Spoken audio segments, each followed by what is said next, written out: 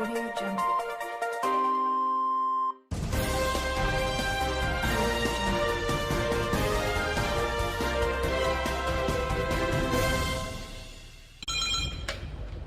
Assalamualaikum. Ya bos. Okey bos. Okey. Assalamualaikum. Assalamualaikum bos.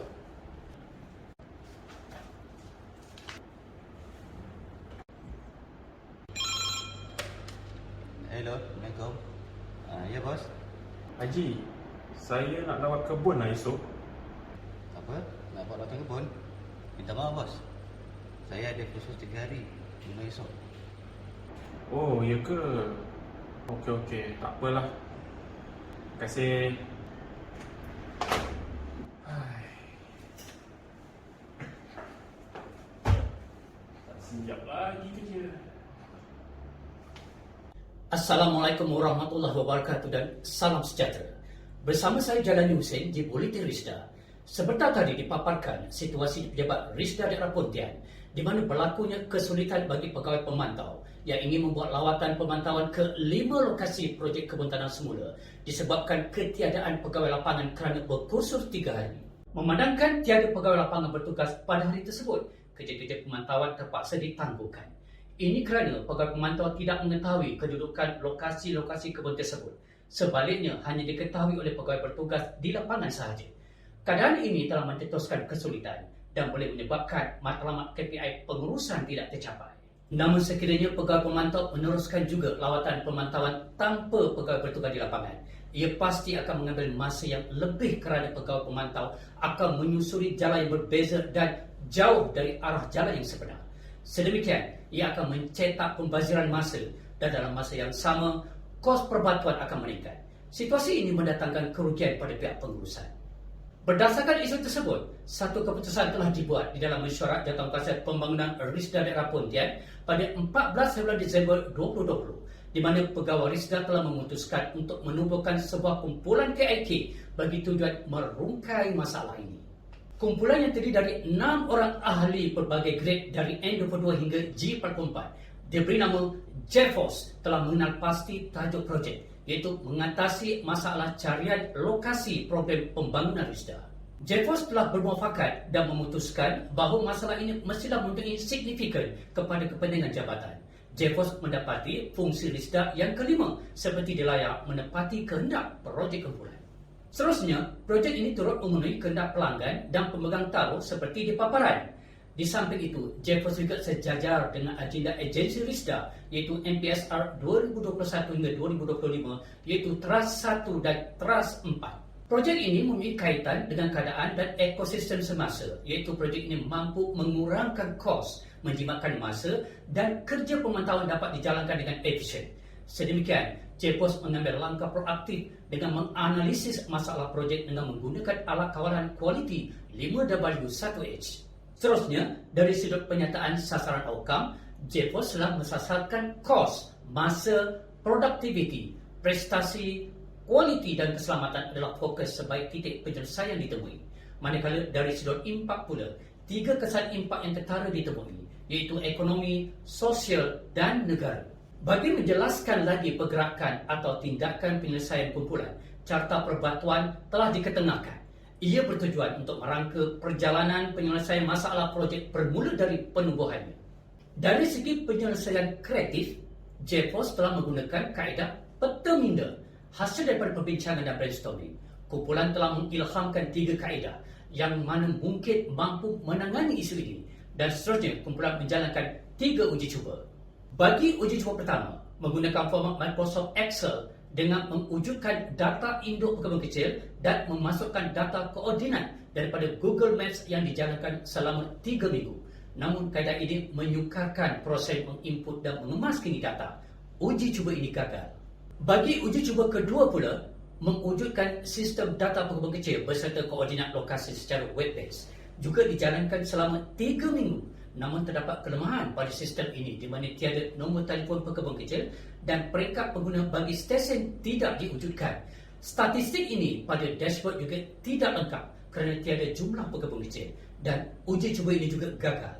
Seterusnya, bagi uji cuba ketiga, sistem aplikasi web ditambah baik dengan dilengkapi maklumat nombor telefon pada rekod profil pekebun kecil. Peringkat pengguna bagi stesen juga telah diwujudkan serta statistik pada dashboard telah dilengkapkan. Sistem telah diuji dan boleh diakses di mana-mana menggunakan komputer ataupun telefon pintar di kawasan yang mempunyai capaian internet. Uji cuba ini juga dijalankan selama 3 minggu dan didapati uji cuba ini berjaya. Akhirnya, kumpulan KIK JFOS bersepakat menamakan sistem aplikasi web ini sebagai RISTRAC, iaitu RISDA Integrated Tracking System. Keberkesanan membangunkan RISTRAC ini telah mendapat perakuan dari pengurusan RISDA Negeri Johor pada 21 Jun 2021 dan kumpulan berhasrat untuk mendapatkan perakuan daripada pihak mampu. Bagi pelaksanaan inovasi, sistem aplikasi ini telah mula digunakan pakai di RISDA daerah Pontian bermula 25 April 2021. Dengan keterbuktian hasil projek ini, pengarah RISDA Negeri Johor telah mengeluarkan arahan supaya RISTRAC digunakan pakai di seluruh pejabat RISDA Negeri Johor pada 22 Jun 2021. Dari sudut keberhasilan projek iaitu pencapaian outcome, JFOS telah mengenal pasti beberapa faktor sebelum dan selepas penggunaan RISTRAC. Bagi faktor kos pertama, jadual menunjukkan sebelum menggunakan RISTRAC, purata kos perjalanan pergi dan balik lawatan pemantauan ke kebun yang telah dikenal pasti sejauh 60 km tanpa bersama pegawai petugas adalah sebanyak RM51. Manakala jika menggunakan RISTRAC, jarak perjalanan menjadi singkat iaitu 50 km sahaja dan kosnya adalah sebanyak RM42.50. Dengan ini, RISTRAC jimat sebanyak RM8.50 ataupun 16%. Bagi faktor kos kedua pula, berkait rapat dengan faktor kos yang pertama. Sebagai contoh, sekiranya jadual pemantauan kebun hendak dijalankan 5 lot dalam sehari sebelum RISTRAC, perjalanan perbatuan pasti bertambah. Malah tidak dapat menyelesaikan lawatan ke semua lot tersebut. Bakinya akan dibuat pada hari lain. Ini akan menambahkan kos perbatuan. Tetapi dengan RISTRAC, kesemua lot dapat diselesaikan dalam 1 hari dan ini menjimatkan kos perbatuan. Bagi faktor masa pula, sebelum penggunaan RISTRAC, mencari fail dan mendapatkan maklumat profil pekebun kecil adalah langkah pertama. Ini mengambil masa 15 minit, disusuli dengan ke lokasi yang sama seperti di atas tanpa bantuan pandu arah dari pegawai bertugas. Pasti mengambil masa yang panjang.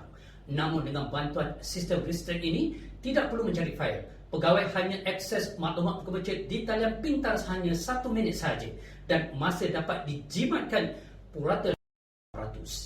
Begitu juga pegawai pemantau berupaya membuat lawatan pemantauan lebih banyak lot dalam satu-satu masa kerana RISTRAC mampu mengesan lokasi projek dengan berkesan berbanding sebelum ini. Dengan ini, pembazaran masa dapat dikawal.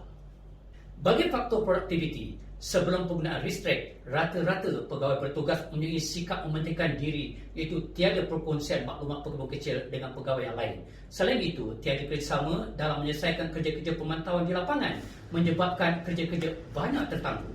Dengan ini, mutu kerja akan terjejas. Tetapi selepas penggunaan RISTRAC, segala kerja berkaitan pemantauan kebun dapat diselesaikan. Pegawai pemantau, pegawai bertugas dan pegawai pengganti dapat membuat pemantauan projek dengan lebih lancar tanpa kesulitan. Mutu dan produktiviti kerja dapat ditingkatkan. Dari sudut prestasi, sebelum penggunaan RISTRAC, tiada teamwork yang dapat diaplikasikan. Pegawai bertugas dan pegawai baru tiada kerjasama, lebih mementingkan diri sendiri dan meremehkan kerja-kerja pemantauan. Tetapi selepas pelaksanaan RISTRAC, penyelesaian dalam usaha mengatasi carian lokasi kebun pemantauan telah dapat diatasi. Prestasi pegawai, pemantau dan pegawai bertugas telah dapat ditingkatkan, juga telah meningkatkan kecekapan bekerja. Dari aspek kualiti, sebelum penggunaan RISTRAC, kaki tangan sukar menerima arahan kerja. Ini menyebabkan mereka tidak faham tentang tugas yang dijalankan. Selepas penggunaan RISTRAC, didapati graf kefahaman kerja telah menunjukkan peningkatan dan ini telah meningkatkan kualiti kerja kaki tangan. Pembuktiannya, sebanyak 2,437 lot kebun telah dapat diinput ke dalam sistem seluruh negeri Johor walaupun baru 4 bulan pelaksanaannya. Dari aspek keselamatan pula, sebelum penggunaan RISTRAC, data dan maklumat pekebun kecil tidak disimpan dengan selamat. Walaupun telah diinput dalam komputer, namun keselamatannya tidak terjamin dan boleh hilang kiranya diserang virus.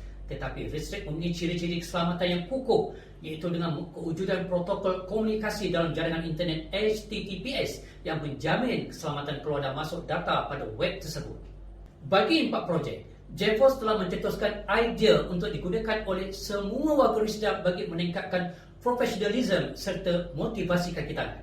JFOS juga menjangkakan pelaksanaan web ini dapat diperluaskan penggunaannya ke pejabat Risda seluruh Malaysia dan agensi luar kerana kaedah aplikasinya seiring dengan teknologi masa kini. Bagi faedah luar jangka, edukasi ini dapat meningkatkan imej Risda. Ianya boleh diperluaskan penggunaannya ke program-program lain. Di samping itu, ia dapat meningkatkan integriti pegawai dan kaki tangan serta memberi kepuasan kepada penggunanya.